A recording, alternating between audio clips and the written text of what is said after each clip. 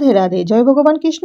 আগামী শুক্রবার 23শে জানুয়ারি শ্রী শ্রী সরস্বতী পূজা এবং পবিত্র বসন্ত পঞ্চমী। এই দিন একটু হলো খান এই একটি খাবার, মা লক্ষ্মী ও মা সরস্বতীর কৃপায় সংসার সমৃদ্ধ হবে, সারা বছর অর্থ আসবে, আপনি আর আপনার পরিবারের সবাই সুস্থ থাকবেন, সুরক্ষিত থাকবেন।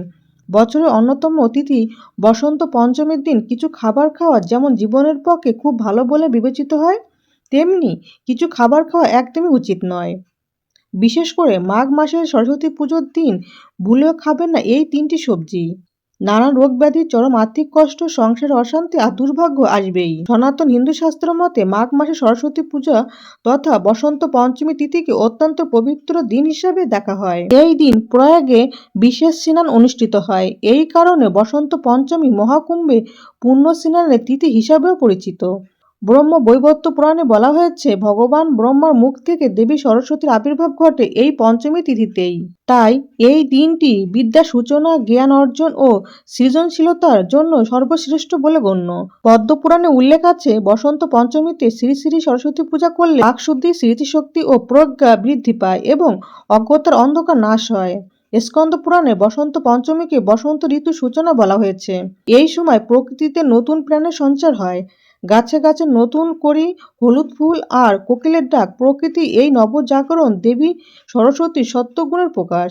তাই এই দিনে মায়ের পুজো করলে জীবনে শুভ পরিবর্তন আসে। নারদ পুরাণে বলা হয়েছে, মাঘ মাস নিজেই অত্যন্ত পুণ্যদায়ক। এই মাসে দেবী সরস্বতী আরাধনা করলে বিদ্যা শুধু পার্থিব নয়, আর্থিক জ্ঞানও পরিণত হয়। বিশেষ করে ছাত্র, সাধক, লেখক, কবি ও শিল্পীদের জন্য এই তিথি অত্যন্ত ফলপ্রদায়ক। তন্ত্রশাস্ত্র মতে বসন্ত পঞ্চমীতে সরস্বতী আরাধনা করলে বাকসিদ্ধি লাভ হয়। সরস্বতী তন্ত্র ও অন্যান্য তান্ত্রিক গ্রন্থে এই তিথিকে মন্ত্র সাধনার জন্য অত্যন্ত শুভ বলা হয়েছে, কারণ এই দিনে বায়ু ও মানুষের চিত্ত উভয়ই শতগুণে ভরপুর থাকে। স্মৃতিশাস্ত্রে বসন্ত পঞ্চমীকে হলুদ বস্ত্র পরিধান, হলুদ অন্নভোজন এবং বই, খাতা, কলম, বাদ্যযন্ত্র পূজার বিধান রয়েছে। হলুদ রং এখানে জ্ঞান, প্রজ্ঞা ও আনন্দের প্রতীক।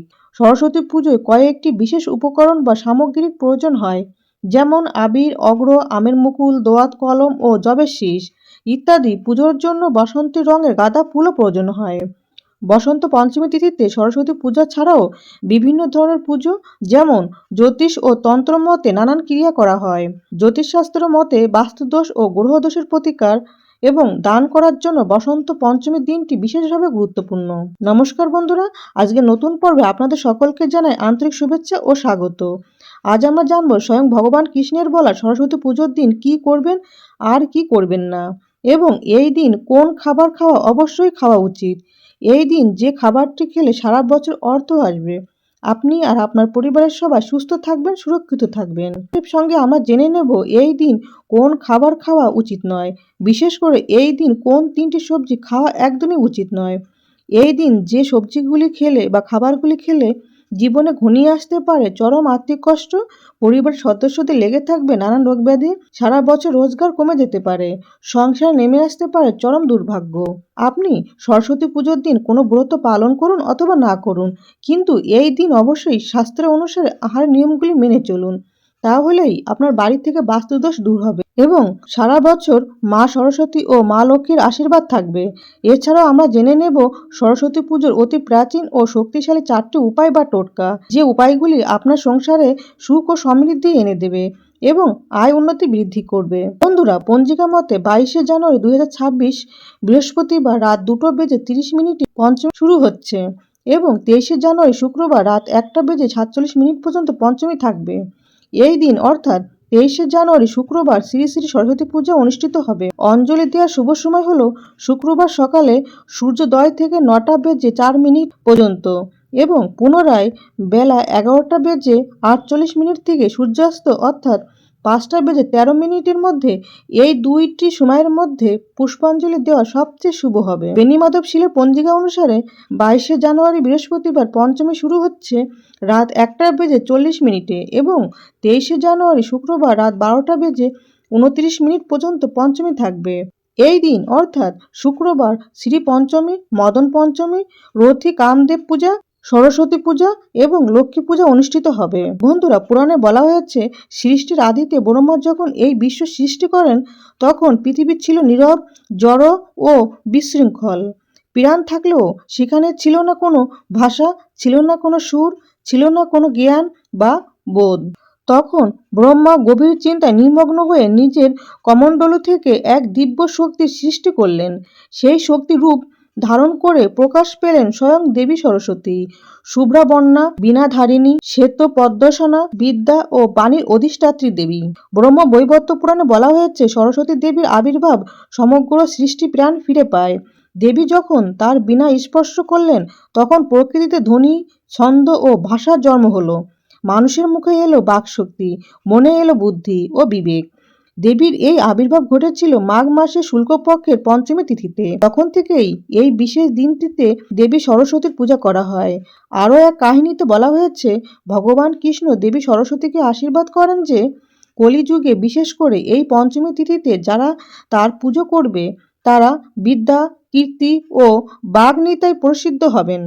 তাই ছাত্র, শিক্ষক, গবেষক, লেখক, কবি, শিল্পী ও সাধকরা এই দিনটিকে বিশেষ শ্রদ্ধার সঙ্গে পালন করেন। লোকাচার অনুসারে ছাত্র ও ছাত্রীরা সরস্বতী পুজোর আগে কুল মুখে তোলেন না। পুজোর দিন লেখাপড়াও বন্ধ থাকে। পুজোতে দোয়াত কলম আর বইয়ের সঙ্গে লক্ষ্মী নারায়ণের পুজো করার প্রথাও প্রচলিত আছে। এই দিন ছোটদের হাতে খড়ি দিয়ে জীবন শুরু হয়।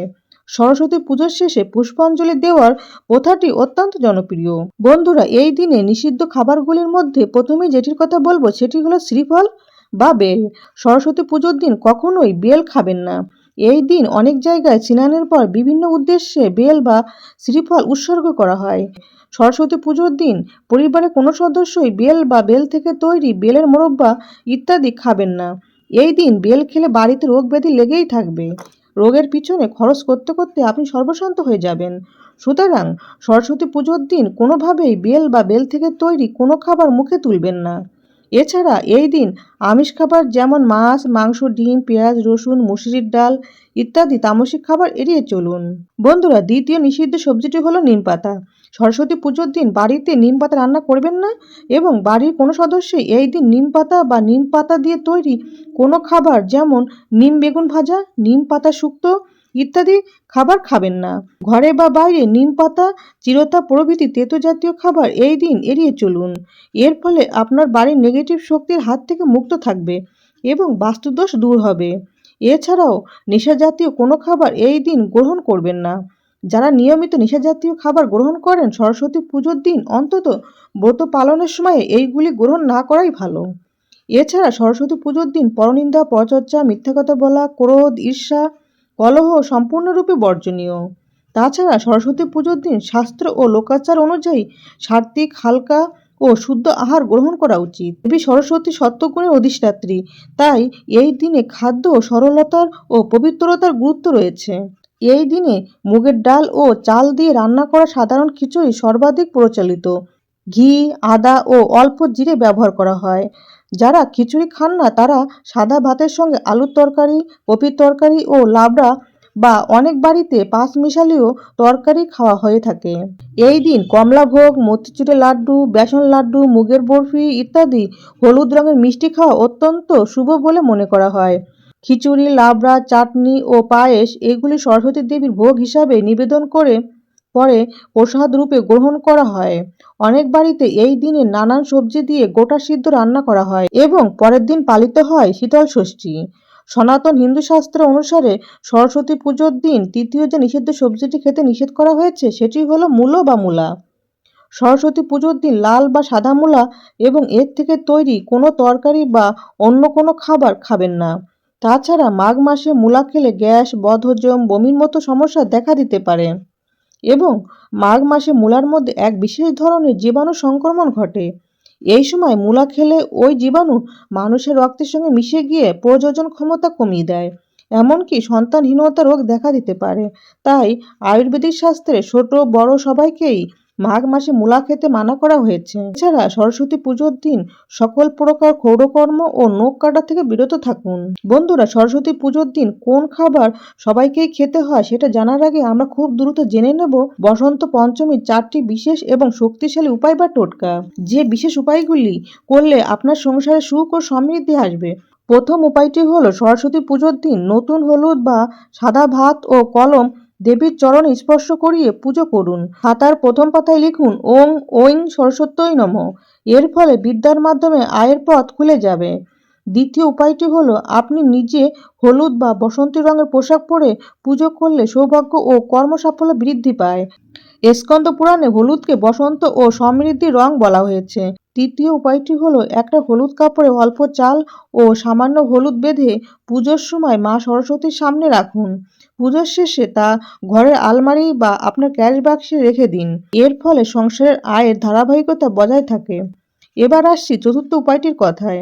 সরস্বতী পুজোর দিন আপনার সাধ্যমতো খাতা, কলম, বই বা মিষ্টি দান করলে সেই পুণ্য থেকেই কর্ম ও উপার্জনের উন্নতি হয়।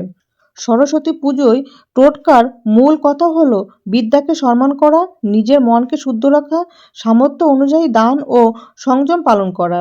এই তিনটির সমন্বয়ে মা সরস্বতীর কৃপায় স্থায়ী উন্নতি আসে।